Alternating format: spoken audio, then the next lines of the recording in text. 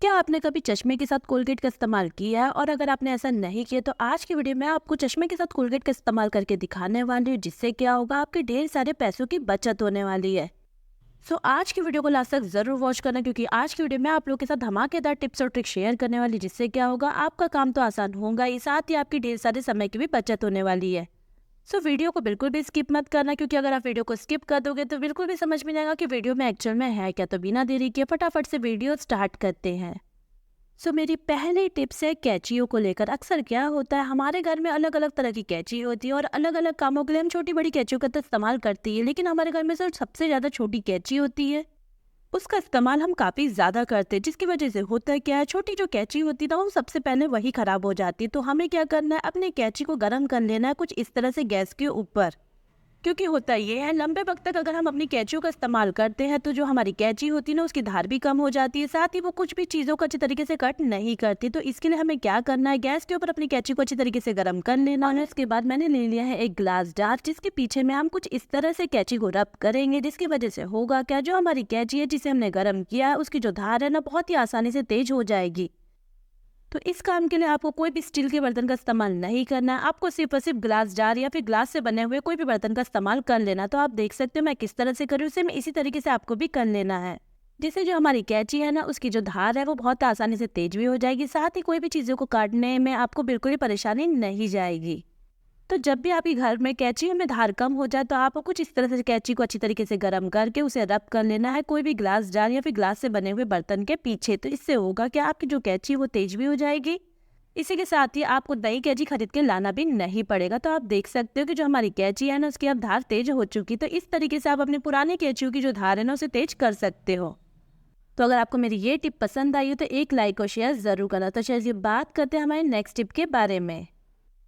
Winter season start हो गया है। विंटर सीजन में हम ड्राई फ्रूट का इस्तेमाल कुछ ज़्यादा ही करते हैं, क्योंकि इनकी जो तासीर होती है वो बहुत ही ज़्यादा गर्म होती है। लेकिन होता यह है कि जब भी हम नए ड्राई फ्रूट खरीद के लाते हैं तो हम उसे पुराने ड्राई फ्रूट से कंटेनर में ही भर के रख देते हैं, लेकिन हमें ऐसा बिल्कुल भी नहीं करना है। हम क्या करेंगे, नए ड्राई फ्रूट्स को बिल्कुल भी पुराने कंटेनर में भर के नहीं रखेंगे, हम इसे नए कंटेनर में भर के रखेंगे। और ऐसा करने से पहले आपको एक छोटा सा काम कर लेना है। जब भी आपको ड्राई फ्रूट्स को स्टोर करना है कोई भी ग्लास जार या फिर स्टील की जार के अंदर, तो उसे सबसे पहले गैस के ऊपर रख के अच्छी तरीके से गर्म कर लेना है।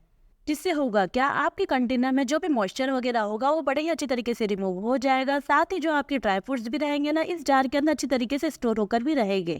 क्योंकि जब भी हम बर्तनों को धोते हैं तो थोड़ा बहुत पानी जो हमारी ग्लास जार या फिर स्टील के बर्तनों के अंदर रह जाता है, और अगर इस तरह की बोतल वगैरह हो तो इसमें जल्दी से पानी वगैरह सूखता नहीं है। तो इसके लिए हम क्या करेंगे, अपने कंटेनर को थोड़ी देर के लिए गैस के ऊपर रख देंगे, जिसकी वजह से होगा क्या, हमारे बर्तन या फिर जार वगैरह के अंदर अगर थोड़ा बहुत मॉइस्चर होगा तो वो अच्छी तरीके से ड्राई भी हो जाएगा। साथ ही हम जब इसमें ड्राई फ्रूट्स को भर कर रखेंगे तो वो लंबे वक्त तक फ्रेश भी बने रहेंगे। इसके अलावा आप ग्लास जार की जगह अगर प्लास्टिक के कंटेनर का इस्तेमाल कर रहे हैं तो हमें क्या करना है, कॉटन का इस्तेमाल करके अच्छी तरीके से अपने कंटेनर की क्लीनिंग कर लेनी है।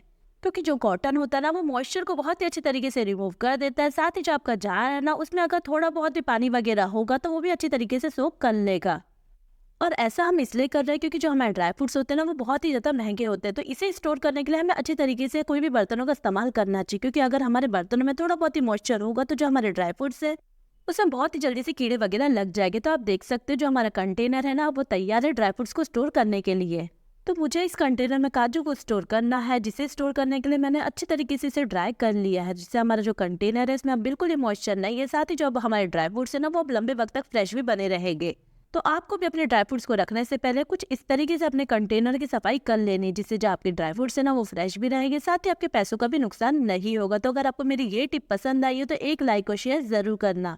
तो चलिए बात करते हैं हमारे नेक्स्ट टिप के बारे में। मेरी नेक्स्ट टिप है चश्मों को लेकर। तो हम सभी घर में कोई ना कोई फैमिली मेंबर ऐसा जरूर होता है जिनकी आई साइट बहुत ही ज्यादा वीक होती है, जिन्हें रेगुलर चश्मा पहनना पड़ता है। लेकिन होता ये है कि लंबे वक्त तक अगर हम चश्मे को पहनते हैं तो हमारे चश्मों से हमारी स्किन को इरिटेशन होने लगता है। क्योंकि क्या होता है, चश्मों के आसपास हमें स्वेटिंग वगैरह होती है, जिसकी वजह से होता है कि हमारे स्किन में बहुत ज़्यादा बैक्टीरियल इन्फेक्शन क्रिएट हो जाता है, जिसकी वजह से हमारी आंखों में भी कई बार खुजली होने लगती। तो आपको क्या करना है, हफ्ते में एक बार तो भी कोलगेट का इस्तेमाल करके अपने चश्मों की साफ सफाई कर लेनी। क्योंकि होता ये है कि हमारी स्किन से जो भी स्वेटिंग वगैरह होती है वो हमारे चश्मे में भी चली जाती है, जिसकी वजह से जो हमारा चश्मा होता है ना, वो बहुत ज़्यादा मैला हो जाता है। साथ ही अगर हम गाड़ी वगैरह चलाते हैं तो जो धूल और मिट्टी होती है ना, वो भी हमारे चश्मे में जाके बैठ जाती है।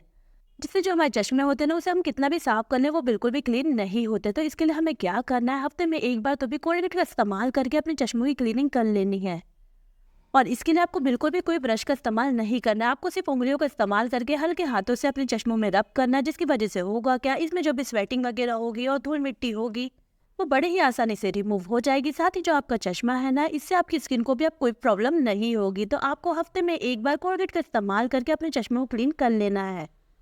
इसी के साथ ही आपको चश्मों को क्लीन करने के लिए सिर्फ और सिर्फ चश्मों के साथ आए हुए कपड़ों का ही इस्तेमाल करना है। क्योंकि क्या होता है, हम कोई भी कपड़ों का इस्तेमाल करके अगर चश्मे को साफ करते हैं तो जो कपड़ों के बारीक रेशे होते हैं ना, वो हमारे चश्मे से जाके चिपक जाते हैं, जिसकी वजह से जो हमारा चश्मा होता है ना, वो बिल्कुल भी धुंधला सा पड़ जाता है, जिसकी वजह से हमें बिल्कुल भी साफ सुथरा दिखाई नहीं देता है। तो आपको क्या करना है, कोलगेट का इस्तेमाल करके अपने चश्मों की क्लीनिंग कर लेनी, जिससे जो आपके चश्मे हैं ना, वो बड़े ही आसानी से क्लीन भी हो जाएंगे।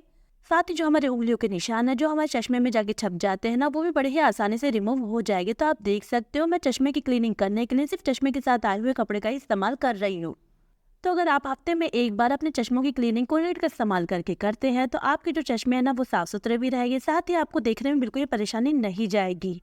तो आप देख सकते हो जो हमारा चश्मा है वो कितने आसानी से क्लीन हो गया है, और जो अब बिल्कुल साफ सुथरा सा हो गया, बिल्कुल भी धुंधला इसमें दिखाई नहीं दे रहा है। जिसे कितना भी क्लीन कर लेते थे फिर भी उससे धुंधला ही दिखाई देता था। लेकिन कोलगेट के बाद हमारे जो चश्मे हैं ना, वो बहुत ही अच्छे तरीके से साफ सुथरे भी हो जाते हैं, बिल्कुल भी धुंधलापन इसमें से खत्म हो जाता है। तो अगर आपको मेरी ये टिप पसंद आई हो तो एक लाइक और शेयर जरूर करना। तो चलिए बात करते हैं हमारे नेक्स्ट टिप के बारे में। तो जब भी हमारे घर में कोलिन वगैरह खत्म हो जाए तो हम क्या करते हैं, कोलिन की बोतल को खाली छोड़कर नया कोलिन खरीद के ला लेते हैं। लेकिन हमें ऐसा बिल्कुल भी नहीं करना चाहिए। हम क्या करेंगे, जो हमने कोलगेट को घोला था चश्मे को साफ करने के लिए, उस कोलगेट वाले पानी को हम डाल देंगे कोलिन की बोतल के अंदर। जिससे होगा क्या, इस तरह का जो हमारा कोलगेट का पानी है ना, उससे हमें साफ सफाई करने में बड़ी ही आसानी जाने वाली है। तो आपको मैं इस कोलगेट वाली स्प्रे वाली बॉटल का इस्तेमाल करके बड़ी ही आसानी से जगह की क्लीनिंग करके दिखाने वाली हूँ। और इस तरह से हम स्प्रे करके अपने घर के शीशों की भी क्लीनिंग कर सकते हैं। तो अगर आपके घर में कोलिन वगैरह खत्म हो जाए तो आप इस तरह से कोलगेट का इस्तेमाल करके भी सॉल्यूशन बना सकते हो, और इसका इस्तेमाल करके भी आप अपने घर के शीशे को भी क्लीन कर सकते हो। और ऐसा करने से जो आपके घर के शीशे हैं ना, बड़ी ही आसानी से क्लीन हो जाएंगे। और इसके लिए आपको बिल्कुल भी मार्केट से तुरंत में कोलिन वगैरह खरीद के लाना नहीं पड़ेगा। तो अगर आपने कोलगेट का इस्तेमाल कुछ इस तरह से नहीं किया तो आप एक बार इस्तेमाल करके ज़रूर देखना। इसी के साथ ही आप इस सॉल्यूशन का इस्तेमाल करके अपने घर के किचन स्लैब की भी क्लीनिंग कर सकते हो, जिससे जो आपका किचन स्लैब है उस पर अगर चिकनाई वगैरह होगी तो वो बड़े ही आसानी से निकल भी जाएगी। साथ ही जो आपका किचन स्लैब है ना, उसमें बहुत ही अच्छी से शाइन भी आ जाएगी।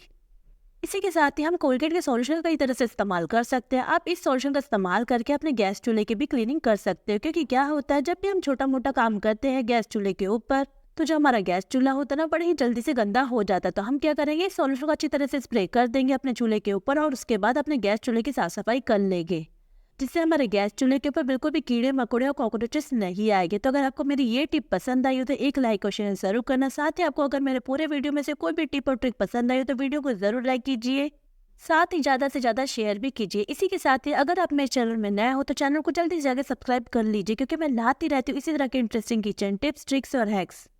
तो मिलते हैं मैं अपने नेक्स्ट वीडियो में, तब तक के लिए बाय बाय।